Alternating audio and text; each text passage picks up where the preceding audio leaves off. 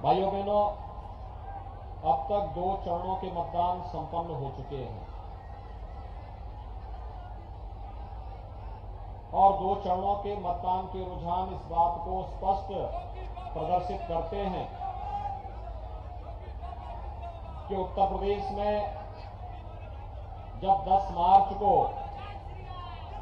उत्तर प्रदेश विधानसभा के चुनाव परिणाम सामने आएंगे तो भारतीय जनता पार्टी प्रचंड बहुमत की सरकार प्रदेश के अंदर बनाएगी।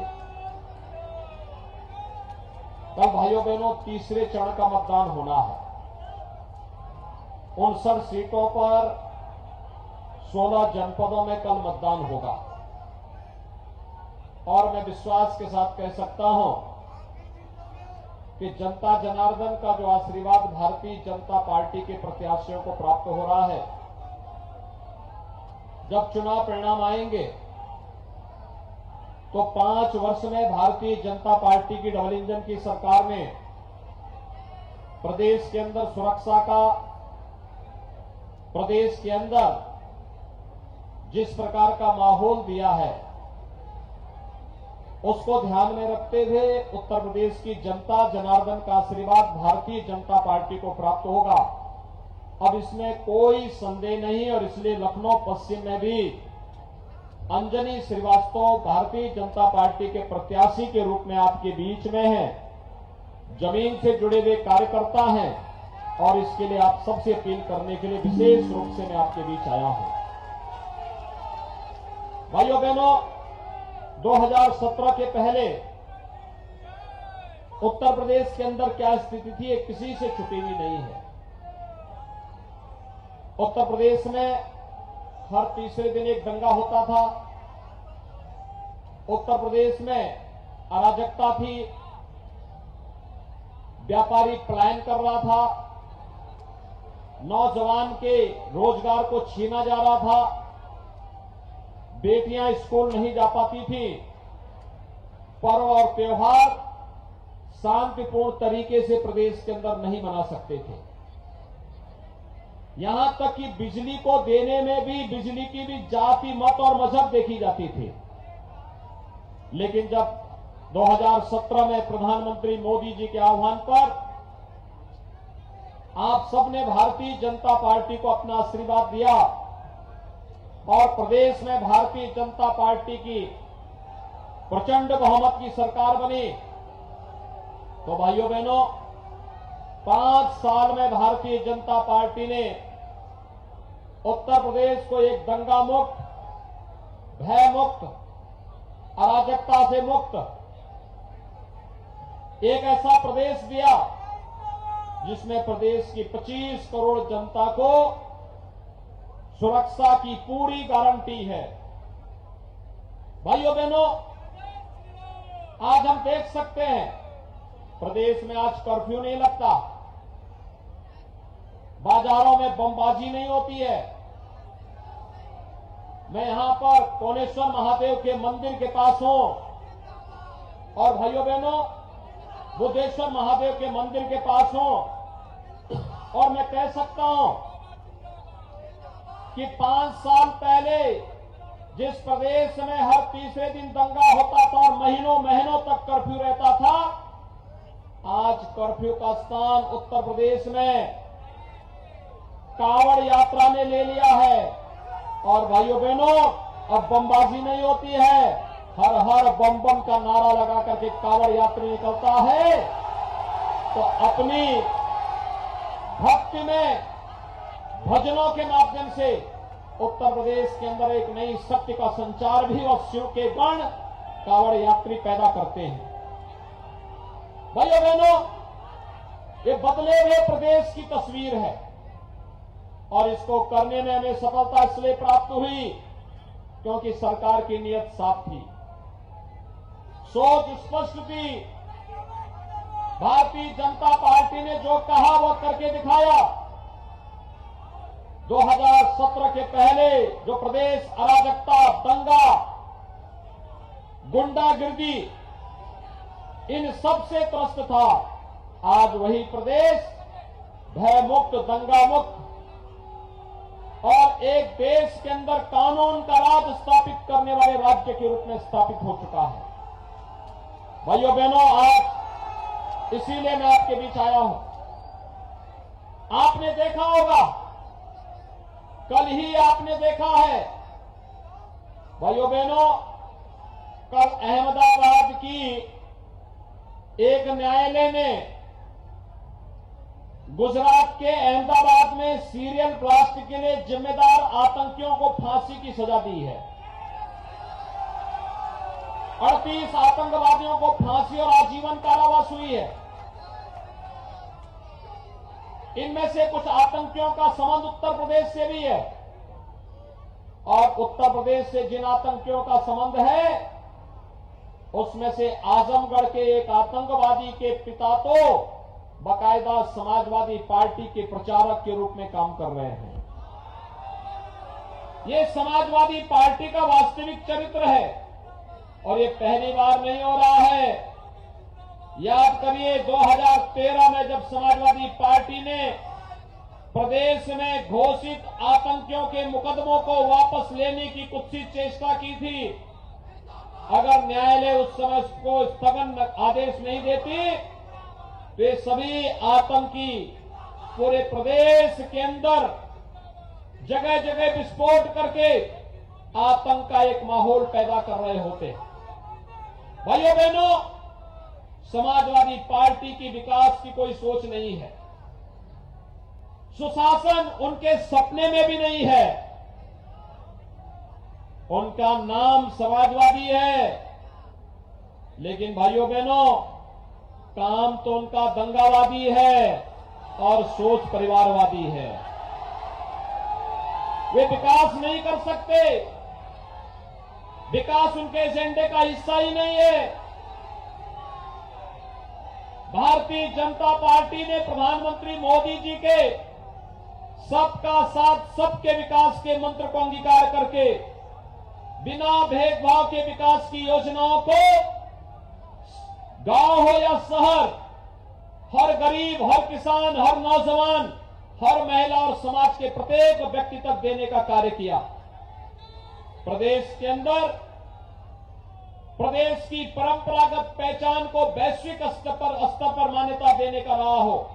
याद करिए 2017 के पहले प्रदेश के अंदर एक महोत्सव होता था, और होता था सिपाही महोत्सव के नाम पे। आज भाइयों बहनों, उत्तर प्रदेश के अंदर जो महोत्सव आयोजित होते हैं, ये उत्तर प्रदेश को नई पहचान दिलाते हैं। लखनऊ में हम आयोजित करते हैं उत्तर प्रदेश के स्थापना दिवस का महोत्सव। याद करिए 24 जनवरी 1950 को उत्तर प्रदेश अस्तित्व में आया था। 1950 से लेकर के 2017 तक उत्तर प्रदेश के अंदर उत्तर प्रदेश महोत्सव के आयोजन नहीं होते थे। 2017 में जब भारतीय जनता पार्टी की डबल इंजन की सरकार बनती है, उत्तर प्रदेश में उत्तर प्रदेश महोत्सव के आयोजन प्रारंभ होते हैं, और महोत्सव में हर वर्ष उत्तर प्रदेश के नागरिकों के लिए एक नई योजना लेकर के हम लोग आते हैं। याद करिए पहले महोत्सव में हम लोगों ने प्रदेश की एक जनपद एक उत्पाद की योजना को लागू किया।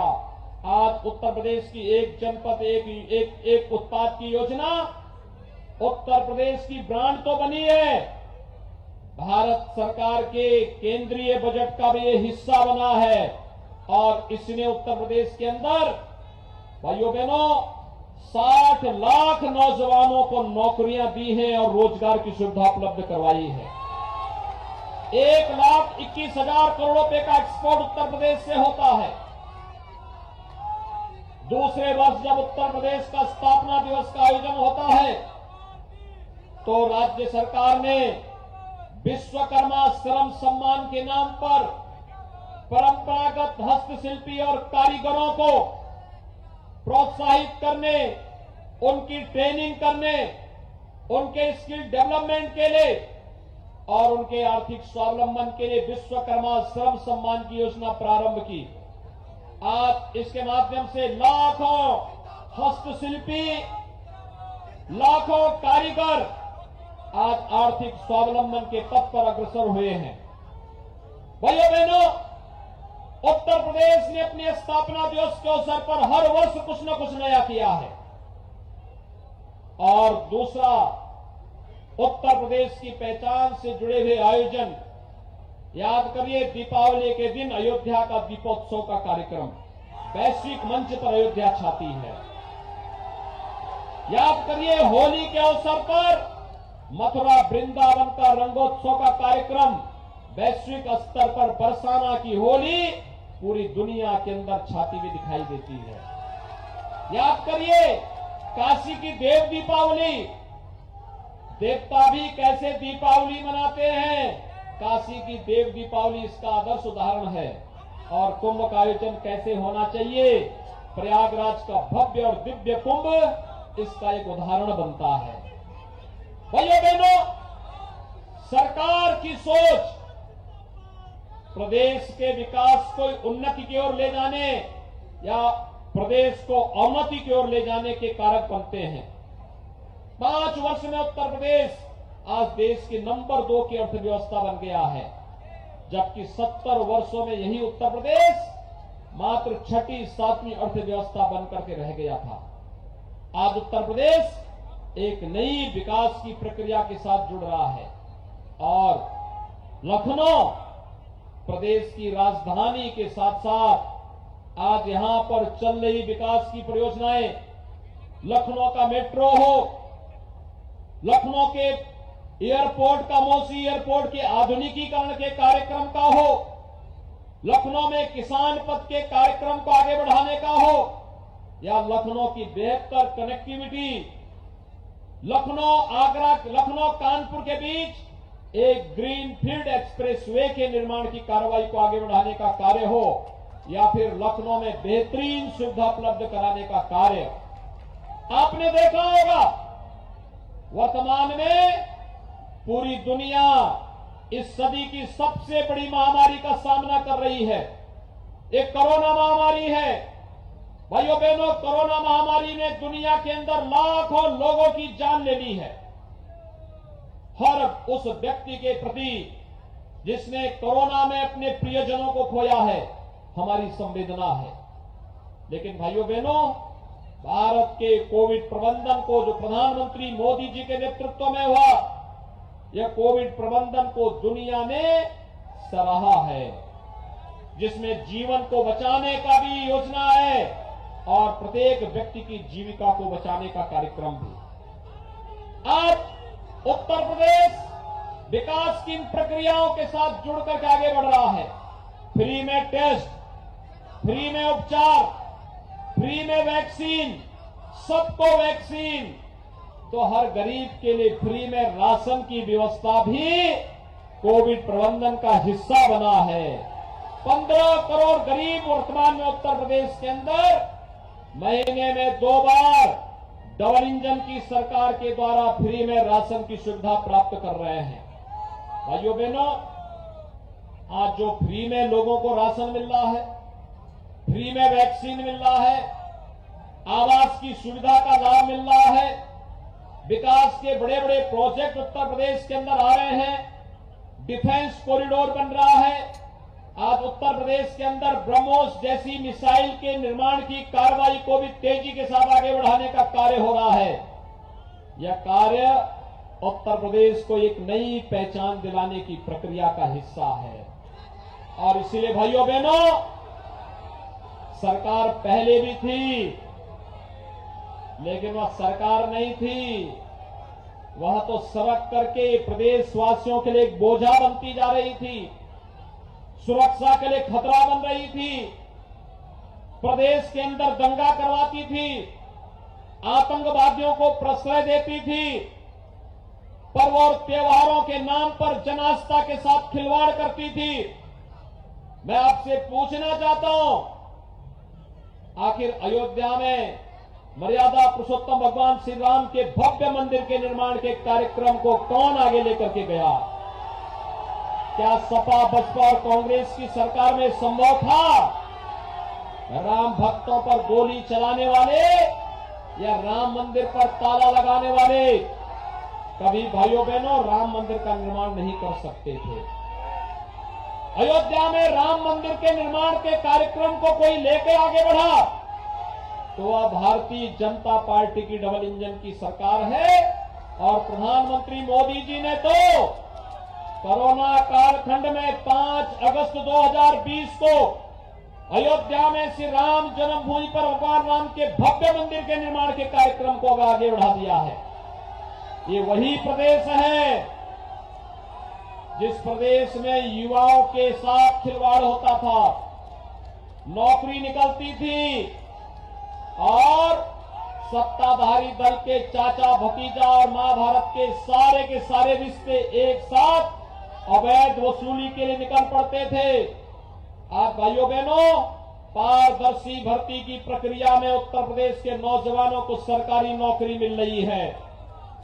सुरक्षा के बेहतर वातावरण में प्रदेश के अंदर आज जो वातावरण नौकरी और रोजगार का उपलब्ध हुआ है और सरकार तो वर्तमान में कोरोना कालखंड में प्रदेश के युवाओं को टैबलेट और स्मार्टफोन देने की कार्रवाई को भी आगे बढ़ाया है। आज हम सब जानते हैं उत्तर प्रदेश में 1 करोड़ युवा को टैबलेट और स्मार्टफोन उपलब्ध कराया जा रहा है। अकेले लखनऊ में 37,000 नौजवानों को टैबलेट और स्मार्टफोन मिल चुका है। लेकिन समाजवादी पार्टी ने चुनाव आयोग को शिकायत की है। उसने शिकायत की है कि टैबलेट और स्मार्टफोन युवाओं को नहीं मिलना चाहिए। हमने तय किया है 10 मार्च को बनने दीजिए भारतीय जनता पार्टी की सरकार, टैबलेट और स्मार्टफोन की संख्या 2 करोड़ होगी। 2 करोड़ उत्तर प्रदेश के 2 करोड़ नौजवानों को टैबलेट और स्मार्टफोन मिलेंगे। और भाइयों बहनों डिजिटल एक्सेस का खर्चा मां बाप के ऊपर नहीं आएगा। ऑनलाइन एजुकेशन, ऑनलाइन एग्जामिनेशन और ऑनलाइन प्रिपरेशन के लिए भी आपको ये मोबाइल फोन, स्मार्टफोन और टैबलेट आपको जो सहयोग मिलेगा ये तो मिलेगा ही, लेकिन इसका जो खर्चा आएगा वह भी सरकार उठाएगी, वह भी मां बाप के ऊपर भार नहीं बनने पाएगा। आज लखनऊ केवल स्मार्ट सिटी नहीं बन रही है, लखनऊ का नौजवान भी और प्रदेश का युवा भी अब स्मार्ट बनने की ओर अग्रसर है। और इसीलिए भारतीय जनता पार्टी आवश्यक है। दंगाइयों की नाक में नकेल कसने के लिए और समाजवादी पार्टी के इत्र वाले मित्र के घर पर बुलडोजर चलाने के लिए भी भारतीय जनता पार्टी की सरकार आवश्यक है।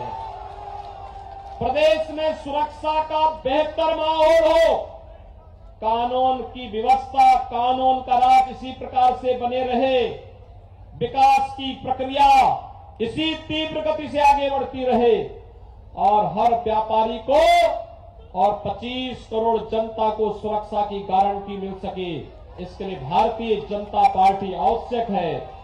और इसके लिए मैं आपके पास आया हूं कि भाइयों बहनों 23 फरवरी को भारतीय जनता पार्टी के प्रत्याशियों के समर्थन में आप सभी जनता जनार्दन को मतदान करना है। आप सभी सहमत हैं भारतीय जनता पार्टी के प्रत्याशियों के समर्थन में मतदान करने के लिए? आप सभी जिताना चाहते हैं?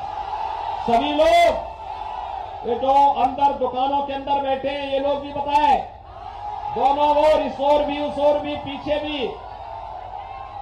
भाइयों बहनों, चुनाव जीतने के लिए आवश्यक होगा पहले मतदान और फिर जलपान।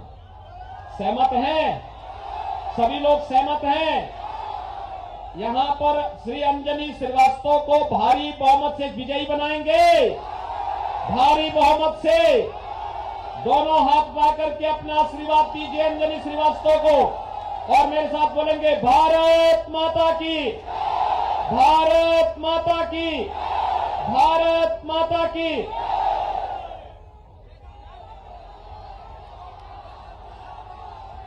बहुत बहुत धन्यवाद का माननीय मुख्यमंत्री जी। इस गीत के अंदर ये आपने